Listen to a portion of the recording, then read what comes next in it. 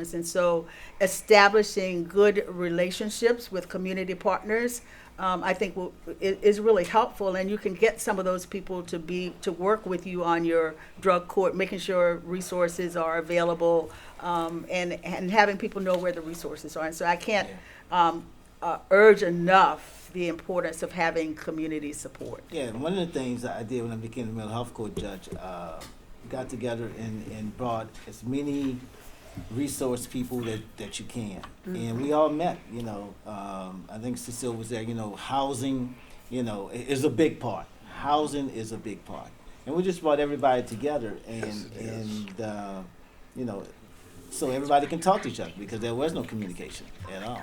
So that's one of the things I would do is in the Baton Rouge area, just bring all those people that are connected with mental health, with housing, job training, substance abuse, bring all those people together as well. Can I ask a question? And y'all know I'm not on the bench anymore, but I'm curious about this. So there is I've read a ton of articles that are from very liberal, progressive liberals that are anti-drug court. And I don't understand, and I really just don't understand I don't know if anybody here is familiar with their speaking out against it, saying that it's not a win for the drug addicted, it's really a loss. I don't know what that's about, and I'm just wanting clarity. I can tell you from the public defenders in New Orleans, they hate the specialty courts. Oh, really? They do. Because, well, number one, you have to plead guilty to take advantage of it, which I think needs to be changed. Right. Secondly, they You don't think plead not guilty by reason of mental disease or No. No. there's no No. such, no. You have to plead guilty in You have order to to take admit. advantage of the services. Right. You have to do You have that. to even ask for you get these calls. Right. But, You may be able to get it. yeah, As maybe, if your yeah. drug court is with the Supreme Court. You get your drug court and it's not with that's a rule of the Supreme Court. That's right. That you have to plead guilty. Right. If your drug court is not through Supreme Court. That's right. then it's- Drug courts penalize. That's correct. I think it penalize people who are economically challenged. Yep. So if you have a drug addiction and you could afford it, you get to go to rehabilitation, and you do restitution to anybody you have harmed, right? And so by way of attaching rehabilitation to a crime and a sentence, it's kind of penalizing you for illness.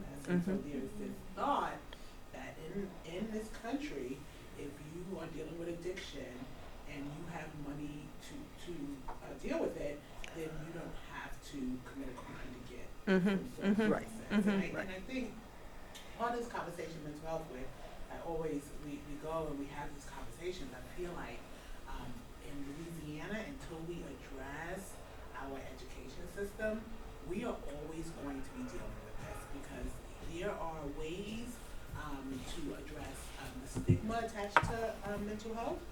There are ways to address the generational movement of mental health.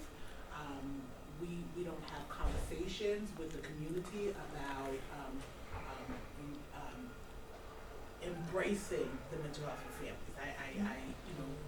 You sit on a bench and you find different ways to talk about it. You hear parents, when I used to practice, say my child, there was some terminology my clients used to live, he's special, I get a check for him. Right, It was right. never addressing the diagnosis or the family issues. It's something we always put Right. under the rug. Right I don't on. want to talk from children being born and how we're communicating with them to the education system. Like I asked somebody, we don't have a truancy program. We are I just saw a billboard that D.A. Williams had on my way here about truancy. What? It What? got destroyed after Katrina. So I criminal was court. the general counsel of Here. the school Really? when Katrina hit. And when Katrina hit, we had an OPSB employee at juvenile court. Right. Her whole job was truancy. Right. She reported back to the schools, but when they destroyed the school system, they destroyed that. to send your child to a private school. Like I'm originally from New York, where I went to public school with with symptoms. Like we have communicated that we're unwilling to deal with our children, work 4 jobs, get in private school, and if I'm running a private school and I see some signs of mental health, I'm not addressing it because I just need the tuition money. Yeah. Right. Right. It's just a cycle, and Right. until the systems come together, on all levels and have a conversation, and then go to the legislature, like, hey, y'all can pay the front end, or you can pay the back end. And right now, they have decided that To they pay have the back end. Yep. And it's a lot of money for incarceration. If I can make a suggestion, because because you talk about the merging of the education system, and a suggestion to all of us who are in Louisiana to speak to their legislators about better administration of justice. How's that? In Oregon, the legislation in Oregon instituted a law that said every kid out of the pandemic had to have a mental health evaluation Yep. through school. Yep. So that information could be transferred to the court. And one of the things, and I say that because I'm going to be speaking to the legislators here in New Orleans to maybe introduce a bill such as that. Really what I'd like to do is have a piece of legislation that says, and there's a state that just, I can't find it anymore, a piece of legislation that says that every year a child has a mental health evaluation. Like So a that- hearing exam or a vision exam. Oregon is flooded with marijuana money, right? They have $1 billion Marijuana money. Marijuana money. They got marijuana They money, have they got plenty. marijuana money, but that's something I'm talking about, but at least getting a mental health evaluation saying after the pandemic is what after the pandemic to have, and that information be shared. That's one way. The other way is to speak to your health department, because one of the first ways that I'm going to work with the New Orleans Health Department is once you know a kid isn't vaccinated or isn't getting their initial vaccinations, that's the first opportunity to help or make some assistance that avoids getting them into the juvenile justice system. So that most of what I try to do is try to put things in place that trick people into getting to do Trick. things and get the information we need to do. Because what we've never had in juvenile court is a needs assessment as kids come in. Judge Grayson said we never had a needs assessment as kids come into the system, and certainly this grant is going to provide that. For as kids come into our system, we're going to do a needs assessment so that when it gets to court, we have two directions maybe to go in when it gets there. I find, and I'm sure that maybe Judge Gray found, when I don't like having to deal with the issue in front of me immediately. I need some history. We're flying by the seat of our pants every day when someone comes before us. So Yeah. I'm working on ways to make that a way to alleviate that, which leads to, I also institute, I'm the Judge Gray knows this, we now have a social worker in each courtroom. See, I'm a social worker, so I'm gonna have as many social workers as possible. So we now have what we call a youth and family specialist in each courtroom, and that's a social worker that looks into the community and provides options for us as the case comes before us, also gets in touch with parents and all that stuff. So that's been a big help to each section of court. It was something I brought before I was a judge. I was the judicial administrator, and everybody loved it, so it's worked out very well. Yeah, and Let me say that's, something too, if I can, really quick, to go back to Regina's question. Attending the National Judicial College in Reno, that conversation came up about why some people don't like drug courts, and one of the reasons was because a lot of judges just throw people in jail, and they think that they can just throw them in jail and dry them out, and they're not actually addressing those issues like you all were stating. And so that's a big thing, and so that was a conversation that we got started nationally with some judges to figure out, and they actually trained us to say, okay, this is what you're supposed to do. These people are going to use. That's why they're in your drug court in the first place. And so we're expecting that. So we're not going to punish them for using, but we're going to give them the treatment that they need to prevent them from using. And so we're going to try to reduce their stress. We're going to try to reduce their triggers, whatever we can, to make sure that we're addressing their needs. And so I think that once judges have more conversations like this and they get the proper training that they need, they'll be able to address those needs of people that they serve. And I want to ask you a question about your mental health evaluation. You were talking about that for the kids that are doing in Oregon. You said they're going to share that with the court. I Why didn't was say they're going to share with the court. They're going to Okay. do it. As a you judge, talk I'm fast? gonna I was ask. trying to I'm say. sorry. I'm like, okay. So they're going to share it with who now? It is just an informational tool for them. Hopefully, they will Gotcha. share it with the court. Gotcha. It's informational to deal with the kids after the pandemic. So why would they share it with the court? Is what I'm asking. Well, any court involved youth. For any court involved youth, not all kids. I'm thinking, like, if my son gets if my son gets No, an no, MHD no. now, No, share it with the court. No, this is something So the court you involved. talk so fast. Oh. I'm like trying to Well, now look who's talking about who talks I fast. know, right? You gotta keep up. You gotta keep up. That's why. You gotta get it out. I don't know either one of them, and I'm thinking the same thing when you're talking. Oh, now they're going, right? They're going I now. saw her when you were speaking and she was like, whoa, whoa, whoa, whoa, whoa. Judge Lewis said we got maybe 1 or 2 more questions before we wrap up. So Renardo, Yes. let me know if I can help, but, so when you go to the, I said, what? So, but maybe you need to say to who you're making your pitch to, they can fund it by we need to pass the marijuana law so we can get the marijuana money. Dedicated street. But we I have issues with just drug laws in this country anyway. Like pharmaceutical companies are making a lot. I understand, yes. A lot of functional people on drugs. Yes. Yes. You just criminalize people for being poor. Yes. Right, exactly. it. Oh, yeah? That's it, Yep. that's it. Poor people are Yep. Or being My sick. question was on the mental health court. Are they pleading guilty to get into that court as well? Right now, yes. And so if you're not tied to the Supreme Court, why? I'm just curious as to what's that reason. Well, that's the only reason, the way you're gonna get the resources. Okay.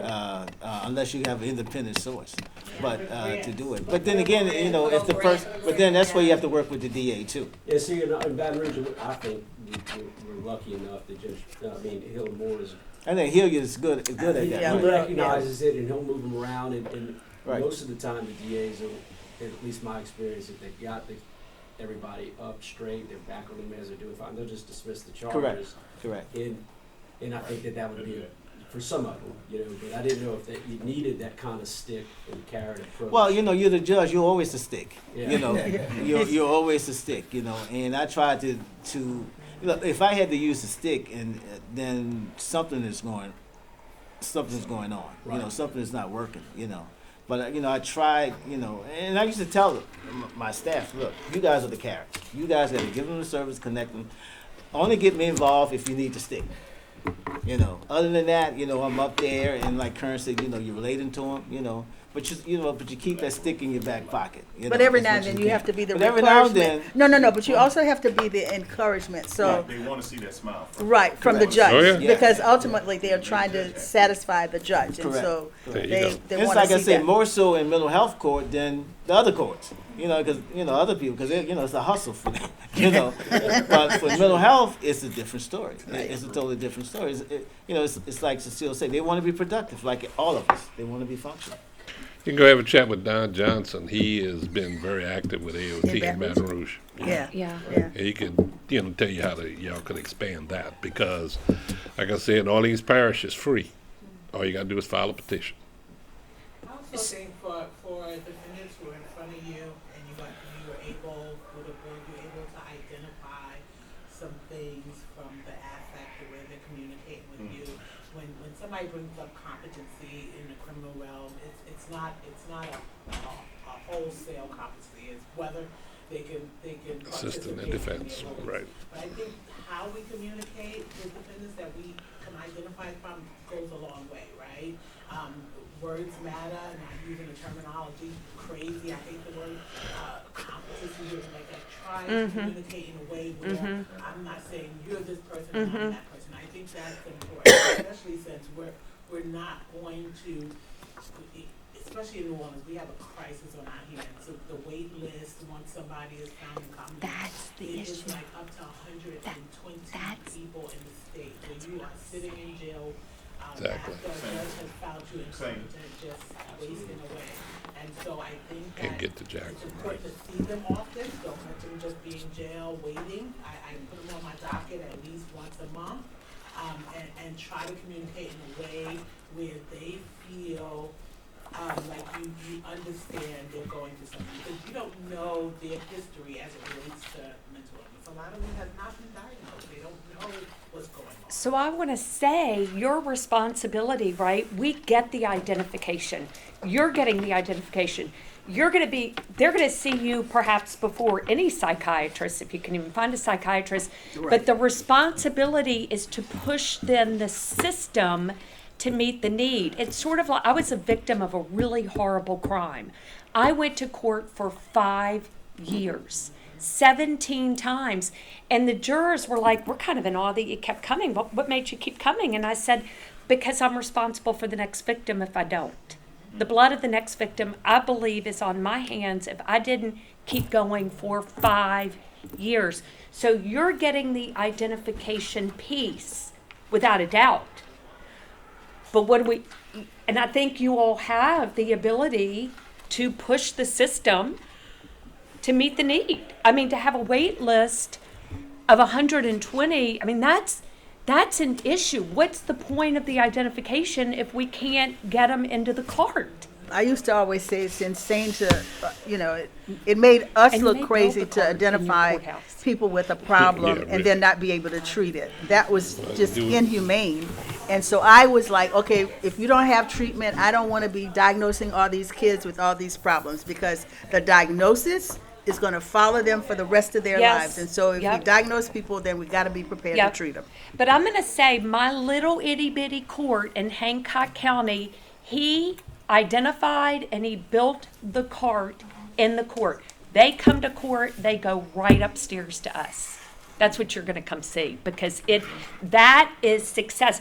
It's not identification, all right, you need to get out there, you need find your psychiatrist that you're gonna have to pay for, find your Right. counselor that you're gonna have to pay for. Go over here to get your urine screens 3 times a week, it's $35 a pop.